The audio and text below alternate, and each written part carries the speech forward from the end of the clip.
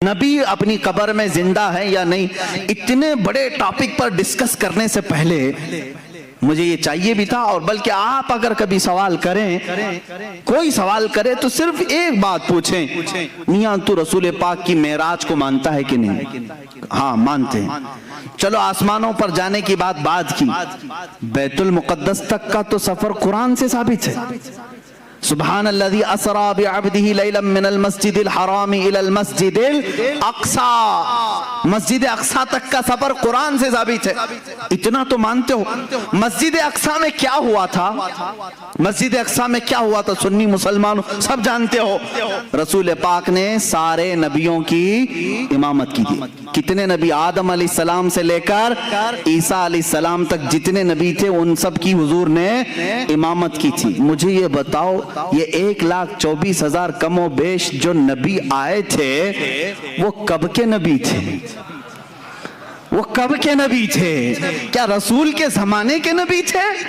वो सहाबी नहीं, उनकी वफात होकर किसी की 4,000 साल, किसी की 3,000 साल, किसी की 2,000 साल, किसी की 500 साल, सैकड़ों साल पहले वफात पाए हुए सारे नबी मस्जिद अक़सा में हुजूर की इक्तिदा में जमा हैं।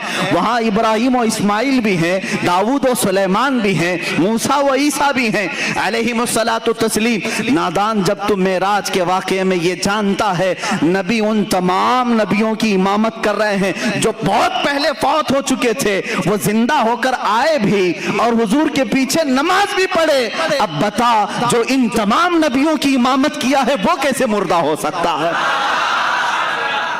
खुद मेरे आका फरमाते हैं, मेराज की सफर पर मैं जब जा रहा था मैंने नजर किया मूसा अलैहिस्सलाम की कब्र पर। हुजूर फरमाते हैं, मूसा अलैहिस्सलाम कहाँ हैं? यहाँ बैतुल मुक़द्दस में भी हैं, आसमानों में भी हैं। और हुजूर की एक हदीस ये भी है, मैंने सफर में मूसा की कब्र की तरफ देखा, मूसा अलैहिस्सलाम को अपनी कब्र में खड़े होकर नमाज पढ़ते हुए मैंने देखा। हुजूर क्या फरमा रहे हैं? खड़े होकर नमाज पढ़ते हुए मैंने देखा। ये हदीसें हैं मेरे अजीजों। अब मुझे बताओ, नमाज कौन पढ़ता है, जिंदा या मुर्दा? नमाज कौन पढ़ता है? अरे मुर्दा हो तो उसकी पढ़ी जाती है और जिंदा अपनी पढ़ रहा होता है।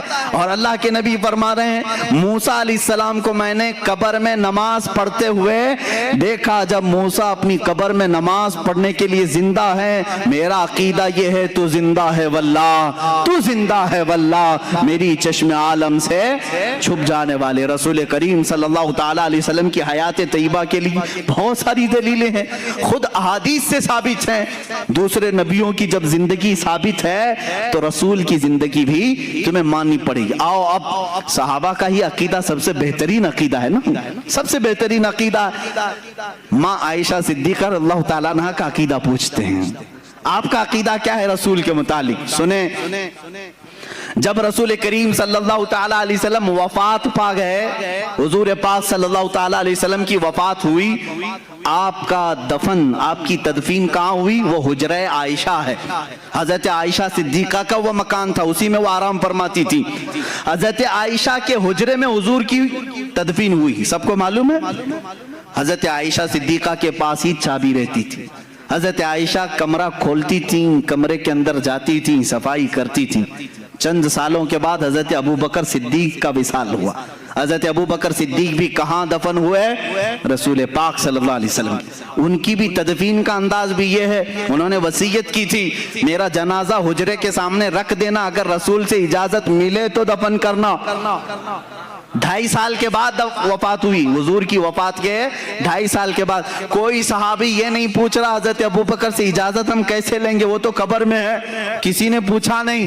हजरत अबू बकर ने वसीयत की, सबने कहा हाँ पूछ लेंगे। इसका मतलब है उनका अकीदा था रसूल। देखो मेरे अजीजों, और हुआ भी है कि उनकी कब्र को हुजूर के पहलू में रखा गया। हजरत आयशा के कौन है? हजरत अबू बकर वालिद है ना, हजरत अबू बकर सिद्दीक हजरत आयशा के बाप हैं, वालिद हैं। और हुजूर सल्लल्लाहु अलैहि वसल्लम उनके क्या हैं? शौहर हैं। हुजूर हजरत आयशा के क्या हैं? शौहर हैं। दोनों भी महरम हैं, दोनों महरम हैं। हजरत आयशा सिद्दीका फरमाती, जब हजरत उमर दफन हुए तो अब वो उस हुजरे में जाना बंद कर देती। اب صفائی کے لیے نہیں جاتی تھی. جب تک حضرت ابو بکر اور حضور صلی اللہ علیہ وسلم تھے حضرت عائشہ اس حجرے میں جاتی تھی, اس حجرے میں جاتی تھی. جب حضرت عمر اس میں دفن ہو گئے آپ نے چابی دوسرے کے ہاتھ میں دے دی اور وہاں نہیں جانے لگی. کسی نے پوچھا اماں آپ پہلے جاتی تھی اندر حجرے میں, اب کیوں نہیں جاتی؟ کہتی ہیں رسول میرے محرم تھے, ابو بکر میرے محرم تھے, عمر میرے لیے غیر محرم ہے, میں ان سے پردہ کرنے کے لیے نہیں جاتی. مجھے بتاؤ اماں عائشہ, پردے کا حکم تو زندوں کے لیے ہے, پردے کا حکم کس کے لیے ہے؟ زندوں کے لیے. ماں عائشہ صدیقہ حضرت عمر کے قبر میں جانے کے بعد پردہ کر رہی ہیں, اس کا مطلب ہے عائشہ صدیقہ کا عقیدہ تھا کہ عمر اپنی قبر سے انہیں دیکھ رہے ہوں گے.